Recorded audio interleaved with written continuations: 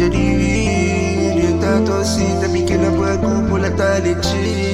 Hidup selepas macam aku dipenuhi dengan banyak bil. Aku dah sedar aku benci diri, sebab tak mampu nak jadi lead. Dari Perak ke Selangor aku masih tak lari dari jadi beban. Hidup penuh masalah, aku cuma baring fikir aku akan ke depan. Nak gerak perlahan tapi tak gerak-gerak. Aku benci diri aku, sebab tak mampu nak dapat aku punya prime. And things was real but really no one tanya kenapa aku macam ni. Aku bagi semua positive vibe walau hidup dilanda banjir. Dan suaraku koyak bila dorang tak problem lepas dekat aku.